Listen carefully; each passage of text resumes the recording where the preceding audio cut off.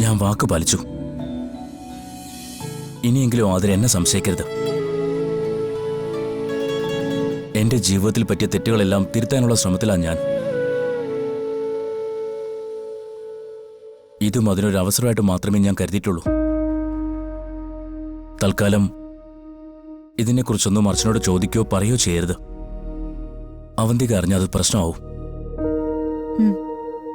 എനിക്കറിയാം. എന്റെ കൺമുന്നിൽ വെച്ച് ഞാൻ അറിയുന്ന എന്ത് അപകടം ഉണ്ടായാലും എന്റെ ജീവൻ കൊടുത്തിട്ടായാലും ഞാൻ അർച്ചനെ രക്ഷിക്കും. ഇപ്പൊ എന്റെ സംശയങ്ങളെല്ലാം മാറി. ഒരാൾക്ക് ഒരിക്കലൊരു തെറ്റു പറ്റിയാൽ പിന്നീട് ഒരിക്കലും അയാൾക്കത് തിരുത്താൻ കഴിയില്ല എന്ന് വിചാരിക്കരുത്. ആത്മാർത്ഥമായിട്ട് വിചാരിച്ച തെറ്റുകൾ എപ്പോഴായാലും തിരുത്താൻ കഴിയും. സ്നേഹ നല്ല കുട്ടിയാ. ധനുഷും സ്നേഹവും സന്തോഷത്തോടെ ജീവിക്കണം. ഞങ്ങൾക്കതാ വേണ്ടത്. ചെയ്ത തെറ്റുകളിൽ നിന്നൊക്കെ ധനുഷ് തിരിച്ചു നടക്കാൻ ശ്രമിക്കുന്നു എന്നുള്ളത് ഒരു വലിയ കാര്യമാണ്.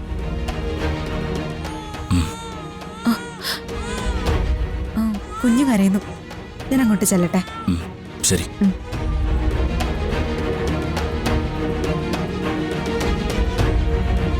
സത്യത്തിൽ ഇപ്പോഴാണ് ഞാൻ സന്തോഷം എന്താണെന്ന് അറിയുന്നത്. ഇതുവരെ ഞാൻ സന്തോഷമാണെന്ന് വിചാരിച്ച ഒന്നും സന്തോഷമായിരുന്നില്ല. നല്ലതിനു വേണ്ടിയാണെന്ന് കരുതി ചെയ്തതൊന്നും നല്ലതായിരുന്നില്ല. ശരിക്കും ഇപ്പോഴാണ് ഒരു നല്ല കാര്യം ചെയ്യാൻ പറ്റിയത്. അതും അർച്ചനയ്ക്ക് വേണ്ടി.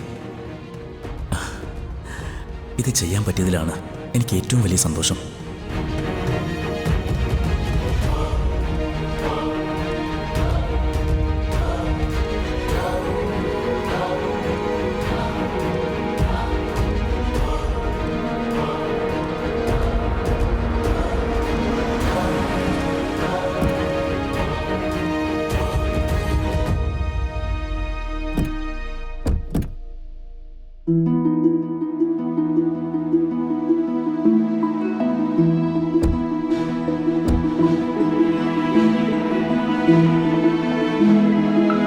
എങ്ങനെയുണ്ടായിരുന്നു മോളെ യാത്ര? അതിന്റെ കാര്യമൊന്നും പറയാതിരിക്കുക ഭേദം. എനിക്ക് നല്ല ക്ഷീണമുണ്ട്. ദേഹം ആകെ വേദനിച്ചിട്ട് വയ്യ. ഞാൻ ഫ്രഷ് ആവട്ടെ.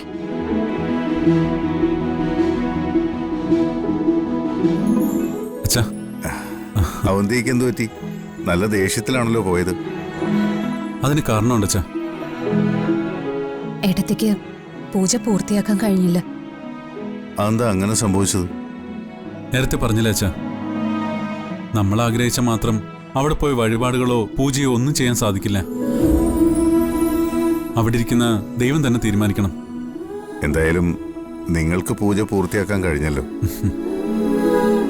മല കയറി മുകളിലെത്തുന്നത് വരെ ഒരുപാട് കഷ്ടപ്പെട്ടച്ച. പ്രതിസന്ധികളും ഒരുപാടുണ്ടായി. എന്നാലും ഈശ്വരൻ ഞങ്ങൾക്കൊപ്പം നിന്നു. വിചാരിച്ചതുപോലെ തന്നെ എല്ലാ പൂജകളും നടത്താനും പ്രാർത്ഥിക്കാനും പറ്റി. എന്തായാലും യാത്ര കഴിഞ്ഞ് ക്ഷീണിച്ചു വന്നല്ലേ, പൂജാമുറിക്ക് മുന്നിൽ ചെന്ന് പ്രാർത്ഥിച്ചിട്ട് കിട്ടിയ എല്ലാ അനുഗ്രഹങ്ങൾക്കും നന്ദി പറഞ്ഞിട്ട് വേണം മുറിയിലേക്ക് പോകാൻ. ശരി അച്ഛാ.